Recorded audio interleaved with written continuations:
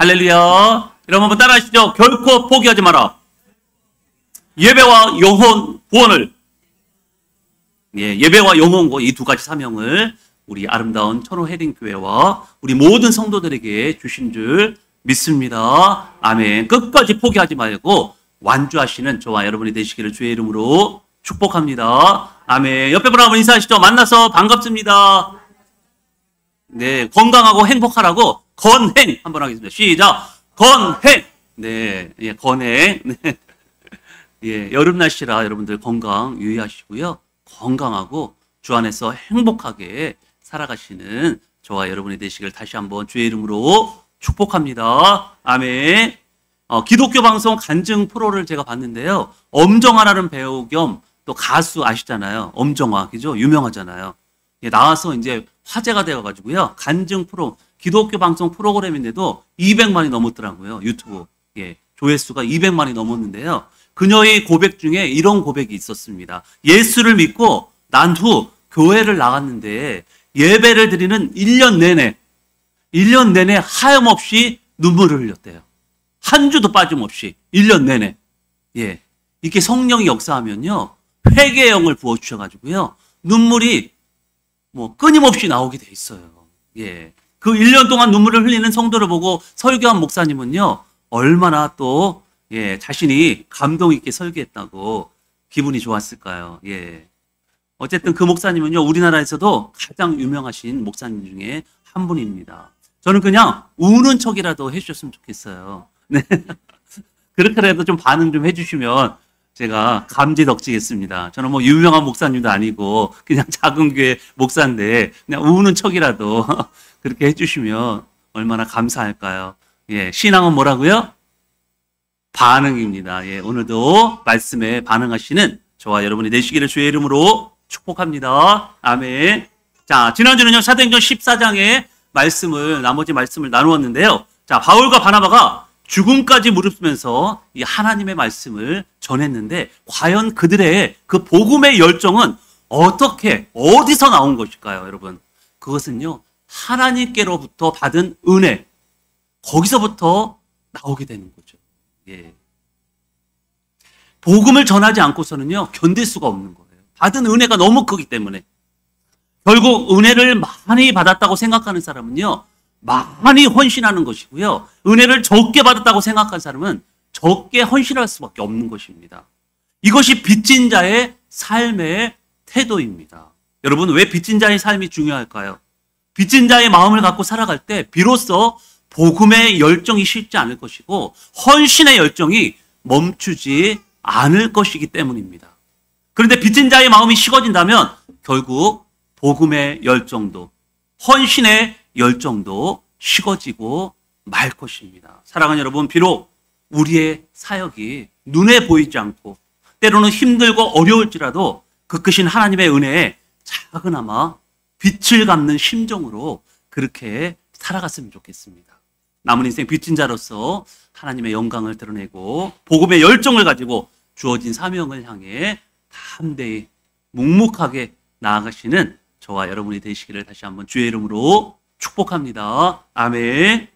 자, 오늘은요, 계속해서 사도행전을 말씀을 나누고 있는데요. 사도행전 15장으로 넘어와서 함께 은혜를 나누도록 하겠습니다. 자, 그동안 바울과 바나바는요, 죽을 고배를 여러 번 넘기면서 복음을 전하는 일을 멈추지 않았습니다. 그들은 결국요, 1400km나 되는 1차 전도 여행을 마치고 파송교회는 어디로 돌아갔어요? 파송교회 어디로 돌아갔어요?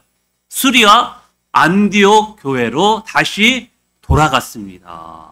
그리고 도착해서 선교 보고를 하게 되는데요. 그 자리는 오롯이 하나님이 행하신 모든 일을 나누며 이 하나님 나라와 역사를 찬양하는 그런 영광스러운 자리가 되었습니다. 여러분, 두 사람의 사적 경험이 아닌 성령의 이끄심에 순종으로 응답했던 교회의 공적 경험이라는 것입니다. 여러분, 우리 교회도 성장해서 먼 훗날 선교사를 파송하는 날이 오게 되기를 소망합니다. 네. 더 소망하는 것은 우리 교회 청년들과 주일학교 학생들 중에 선교사와 목사가 세워져서 그들을 파송하게 되기를 간절히 소망합니다. 아멘. 원하고 바라고 기도하는 거예요. 제가. 우리 청년들 중에서, 우리 주일 학생들 중에서. 예. 제가 가진 이제 모교는요, 그때 한참 부흥할 때 제가 이제 다녔는데요. 친구들도 그렇고, 제 친구들도 목회자가 많이, 세워졌고요. 후배, 선배, 어마어마하게 목회자가 나왔어요. 예. 그러니까 성령이 부어지면요, 그 교회에 부어지면요, 목회자, 선교사들이 막, 어마어마하게 세워지더라고요. 우리 교회도 그렇게 될 줄 믿습니다. 아멘. 자, 오늘 본문 1절에 보니까요, 바울과 바나바가 여독을 푸는 가운데 유대 지역으로부터 일부 형제들이 안디옥 교회를 방문했다고 하는데요. 그런데 그들은 할례를 받아야만 어떻게 해요? 구원을 받을 수 있다는 말도 안 되는 신학적인 논리를 폈다고 합니다. 자, 하나는 알고 둘은 모르는 거죠. 자, 바울이 이 말을 듣고 기분이 어땠을까요? 여러분, 기분이 어땠죠? 기가 막히고 코가 막혔다고 하는데요. 결국 바울과 바나바와 유대로부터 온 형제들과 심한 다툼과 변론이 일어났다고 합니다. 자, 이에 안디옥 교회는 어떻게 했을까요? 바로 조치를 취했죠. 이 문제를 해결하기 위해서 바울과 바나바와 그리고 몇몇 사람들을 어디로 파송합니까? 어디로 보내요? 예루살렘 교회로 보내게 됩니다. 그 이야기가 오늘 본문의 내용이에요. 자, 결론적으로 할례가 구원을 가져다 줄까요, 여러분? 할례가 구원을 가져다 주나요? 네, 그렇지 않죠. 아브라함이 할례를 받은 다음에 부름을 받았습니까, 여러분? 아니잖아요. 예, 부름 받은 다음에 그 다음에 할례를 했잖아요. 여러분 고넬료가 할례를 받은 다음에 성령의 임재를 경험했습니까? 아니잖아요. 많은 이방인들이 할례를 통해 구원을 받았습니까? 말해 뭐합니까? 할례하고 상관없어요, 구원은. 여러분, 할례가 뭐죠? 구약시대의 할례. 유대인들이 남자에게만 행한 것인데요. 생후 어떻게 해요? 몇 일째? 8일째. 8일째 어떻게 했어요? 예. 남자의 포피를 제거하는 수술을 했습니다. 아마 그 당시 아브라함이 살던 그 고대 시대 당시에는요, 이스라엘뿐만 아니라 이집트라는 나라, 메소포타미아 그 지역 사람들이 많이 할례를 했어요. 사실 이스라엘만 한 건 아닙니다. 자, 이 할례는요, 창세기 어디 나옵니까? 17장에 나와요. 예, 하나님이 아브라함과 언약을 맺고 언약의 표징으로 할례를 행하라고 합니다. 그래서 이 할례의 목적은 뭐냐면요, 구원받은 백성의 증표예요. 그러니까 표식입니다, 표식. 하나님의 자녀라는 표식이에요. 남들과 구별되는 표식이라는 것이죠. 자, 언약을 상징하는 행위에 불과한 거예요. 그런데 그것이 결코 구원을 가져다 주는 것은 아니라는 사실입니다. 여러분, 이 사실을 믿으시기 바랍니다. 예, 결코 행위로 구원을 받을 수가 없는 거예요.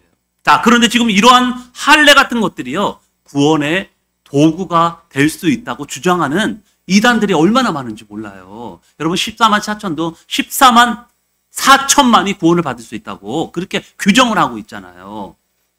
구원파는 또 어떤 주장을 합니까? 몇 월 며칠에 구원을 받았는지 기억을 해야지 구원받을 수 있다고 생각을 해요. 그리고 제7일 안식일교회는 뭐예요? 토요일 날 안식일, 주일을 지켜야 구원받을 수 있다고, 구원받은 백성이라고 그렇게 또 주장을 하고 있습니다.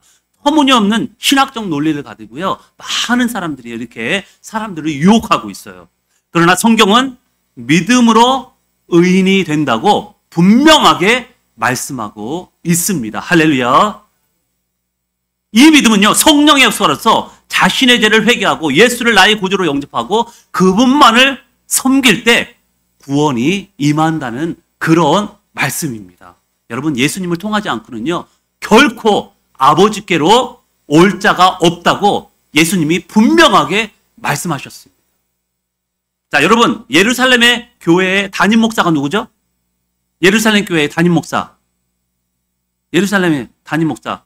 베드로가 아니고 야고보입니다. 야고보가 누구죠? 예수님의 동생, 친동생. 야고보가 성경책에 뭐 썼죠? 야고보서. 신약의 잠언이에요. 신약의 잠언. 자, 야고보는 안디옥 교회로부터 온 바울과 바나바의 이야기를 듣고요, 사도와 장로들을 소집합니다. 지금으로 말하자면요, 당회를 소집한 거예요. 당회. 교회에 문제가 생기거나 급히 결정한 일이 있으면요, 임시 당회를 열 수가 있습니다. 그리고 당회에서 결정된 것을 어떻게 해요? 공동의회를 열어가지고요, 성도들에게 찬반 투표를 하는 거예요. 그래서 거기서 찬반을 가려서 결정을 하게 됩니다. 자, 당시는요, 성도들의 권위가 미미하던 시대이기 때문에 당회까지는 있었지만요, 공동의회까지 열어서 성도들의 투표를 받지는 않았습니다. 지금은 이제 성도들의 위상이 굉장히 높아졌기 때문에 이 당회보다도 공동의회, 이 성도들의 투표, 성도들이 하는 그 투표에 따라서 모든 문제가 판가름 납니다. 그 정도로 민주주의의 영향이 이 교회에도 영향이 크다고 볼 수가 있죠. 자, 이렇게 담임 목사님 야고보의 인도로 이 당회를 열어서 할례가 구원과 관계가 있는지를 결정하게 돼요. 자, 그럼 당회의 결정은 어떻게 내려졌죠, 여러분? 당회의 결정은, 예루살렘 당회의 결정은 어떻게 내려졌습니까? 베드로의 의견이 반영되어서 할례가 결코 구원을 가져다 주지 않는다는 것으로 결정이 내려졌습니다. 여러분, 베드로의 한번 변론 한번 읽어볼까요? 우리 한번 읽어보도록 하겠습니다. 7절에서 9절의 말씀입니다. 7절에서 9절 같이 읽겠습니다. 시작. 많은 변론이 있은 후에 베드로가 일어나 말하되, 형제들아, 너희도 알거니와 하나님이 이방인들로 내 입에서 복음의 말씀을 들어 믿게 하시려고 오래전부터 너희 가운데서 나를 택하시고 또 마음을 하시는 하나님이 우리에게와 같이 그들에게도 성령을 주어 증언하시고 믿음으로 그들의 마음을 깨끗이 하사 그들이나 우리나 차별하지 아니하셨느니라. 아멘. 여러분, 베드로가 주장한 게 뭐예요? 구원은 결코 어떤 행위로 되지 않고 믿음으로 된다는 말씀입니다. 할렐루야. 여러분, 유대인이 가장 존경하는 인물 아브라함이 행위로 구원받았습니까, 여러분? 아니잖아요. 믿음으로 구원받았습니다. 그렇지만 행위로 또 확증하셨잖아요. 바로 믿음이에요, 믿음. 그러니까 유대인이나 이방이나 다 성령의 역사 가운데 예수를 믿음으로 구원을 받게 된다는 그런 말씀입니다. 여러분, 믿으십니까? 믿으시면 크게 아멘 하시기 바랍니다. 행위로는 안 된다는 거예요. 할렐루야. 죽었다 깨어나도 우리의 행위로는요, 구원을 받을 수가 없어요. 이 성경의 말씀입니다. 자, 이 부분에서 감리교와 우리 장로교가 결을 달리해요. 감리교는요, 우리 인간의 노력이 플러스 돼야 된다고 주장하고 있는데요. 우리 칼빈주의를 따르는 우리 장로회 합동 측은요, 오직 믿음, 오직 은혜로만 구원받는다는 교리를 펼치고 있습니다. 믿음은 오직 은혜, 오직 믿음으로 구원받는 줄 믿습니다. 아멘. 여러분, 우리나라 사람들의 민족성 중에 하나가요, 끝까지 간다입니다. 끝까지 간다. 이게 장점이 될 수도 있고요, 단점이 될 수도 있어요. 싸워도 끝까지, 복수도 끝까지, 술 마시는 것도 끝까지, 먹는 것도 끝까지. 이 먹방 유튜버들 우리나라 유명한 사람, 세계적으로 유명한 사람 얼마나 많은지 몰라요. 끝까지 먹잖아요. 신학적인 변론도 끝까지. 대단한 민족성이에요. 그런데 끝까지 가서 제대로 된 사람이 있을까요? 아무리 좋은 것도요, 끝까지 가게 되면요, 탈이 나게 돼 있습니다. 여러분, 공부 잘하는 사람들 보세요. 막 공부에도만 매달리는 사람, 약간 정신이 이상하죠. 그런 사람 많이 봤죠. 너무 천재기가 있는 사람들, 약간 정신이 오락가락 하는 사람들 많이 봤어요. 왜냐하면요, 인간은 불완전한 존재이기 때문에 그렇습니다. 여러분, 우리가 성경을 연구해도 성경이 멈추는 곳에 멈춰야 되고요. 성경이 가는 데까지만 가야 돼요. 근데 계속 끝까지 가다 보면요, 어떻게 될까요? 이단이 되는 거죠. 이단들이 자꾸만 끝까지 가니까 이단이 되는 거예요. 그리고 서로 변론이 일어나고 다툼이 생기는 것입니다. 자, 오늘 본문에도 보면요, 제대로 모르면서 남을 가르치려 하고 끝까지 가보려는 사람들이 있어 없어요? 있잖아요. 제대로 좀 알고 가야 되지 않겠습니까? 섣불리 알았다가는요, 자신도 주위 사람도 어려움에 빠질 수 있다는 거예요. 오늘 지금 교회가 시끄럽잖아요. 안대교회가 시끄러워졌잖아요. 예루살렘 교회도 시끄러워졌고. 제대로 모르는, 섣불리 아는 사람들이, 성경을, 하나님을 제대로 모르는 사람들이 주장을 하다 보니까요, 끝까지 주장하다 보니까요, 이렇게 교회에 어려움이 생기는 거예요. 여러분, 신앙생활하는 성도들도 마찬가지입니다. 제대로 알지도 못하면서 남을 가르치려고 하는 사람들이 있어요, 없어요? 근데 우리 교회는 없어요. 예, 우리 교회는 없습니다. 다른 교회 보면 종종 있더라고요. 오늘 본문에도 제대로 하나님에 대해서 알지도 못하면서 행위로 구원을 받는다고 주장하는 사람들 때문에 어려움이 온 거예요. 여러분, 신앙생활 오래 했다고 장땡이가 아닙니다. 자, 지금 유대로부터 온 형제들이 1, 2년 신앙생활 한 사람들이 아니에요. 모태 신앙인들이고요. 오래도록 평생 신앙생활 온 사람들입니다. 근데 하나님을 제대로 모르는 거죠. 신앙생활을 오래 했다고 남을 가르치려고 들면요, 오히려 역효과가 날 수 있다는 거예요. 제대로 말씀을 가르쳐야지 자신의 경험담과 자신의 어떤 신앙과 전통을 가르치게 되면 어떻게 해요? 은혜가 떨어지게 되고 교회가 시험에 빠지게 되는 것입니다. 여러분, 인간은 결코 완벽할 수가 없어요. 그래서 남을 가르치기 전에 자신의 신앙 상태와 부족함을 먼저 살피는 것이 중요합니다. 여러분, 주일 예배가 끝나고 갓 서리 집사가 된 송 집사가요, 식당 봉사를 처음 맡게 되었습니다. 긴장도 되고요. 뭔가 잘하고 싶은 마음에 이리저리 열심히 움직였죠. 그런데 직원 사람분이 다가와서 한마디 합니다. 아휴, 그건 그렇게 하면 안 되지요. 김치는 큰 접시에 담고, 국은 국자로 꼭 2번만. 그리고 젓찌개는 원래 오른쪽 끝에 놔야지요. 당황한 송 집사는 고개를 끄덕이며 조용히 그 자리를 벗어났고, 결국 그날은요, 물만 나르다가 집으로 조용히 돌아갔습니다. 다음 주 다른 새신자도 봉사를 맡게 되었는데요, 직원사님이 또 다가와서 말합니다. 그렇게 나르면 국물이 넘치죠. 그리고 수저는 반대로 나와야 예쁩니다.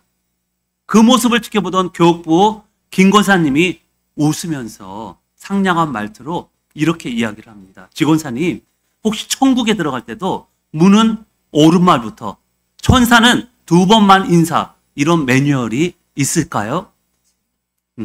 식당 안은요, 웃음바다가 되었고요. 직원사님은 쑥스럽게 웃으면서 이렇게 말을 했습니다. 제가 또 은사 중에 정리정돈이 있어서 그렇습니다. 호호호, 이렇게 고백을 했대네요. 그날 이후 직원사님은요, 가르치기보다 먼저 처음이라 떨리시죠? 괜찮아요. 저도 실수 많이 했어요. 라고 말하는 법을 배우기 시작했답니다. 참고로 여기서 직원사는요, 지랄권사를 줄여서 직원사라고 이렇게 이야기를 했답니다. 네.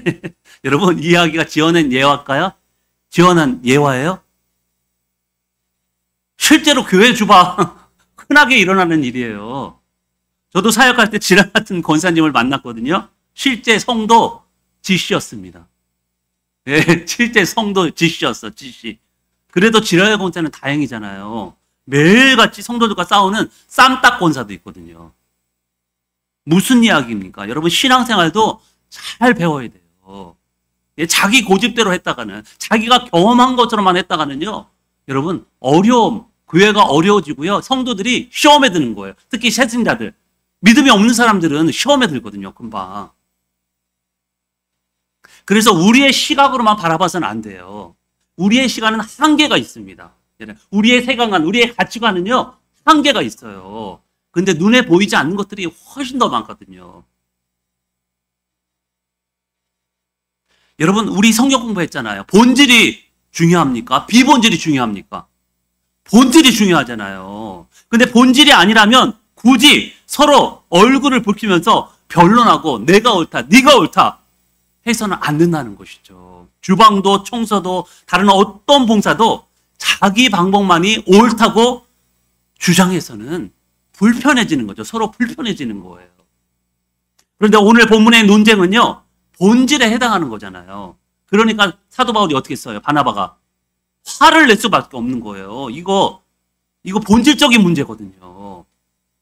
그래서 힘이 노하고 다툴 수밖에 없는 것입니다. 여러분, 진리를 지키기 위해서는 어떻게 해야 돼요? 목숨 걸어야 되는 거죠.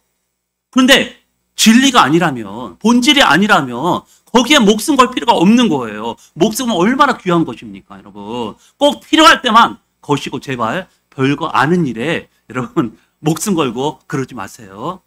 네. 예배와 전도에 목숨을 거는 저와 여러분이 되시기를 주의 이름으로 축복합니다. 아멘. 예배와 영혼구원에 목숨을 걸어야지. 필요 없는 일에, 별거 아는 일에 목숨 걸 필요가 없는 거예요. 사랑하는 여러분, 신앙생활은 어떻게 해야 된다고요? 어떻게 해야 돼요? 제가 항상 강조하잖아요. 첫째도 겸손하게, 둘째도 겸손하게, 셋째도 겸손하게 해요. 물론 오늘 본문의 내용 같이 이 본질의 문제 앞에서는요, 결코 양보해서는 안 됩니다. 한 발짝도 물러서서는 안 돼요. 예. 진리가 무너진다면 여러분 가만히 있으면 안 돼요. 싸우셔야 됩니다.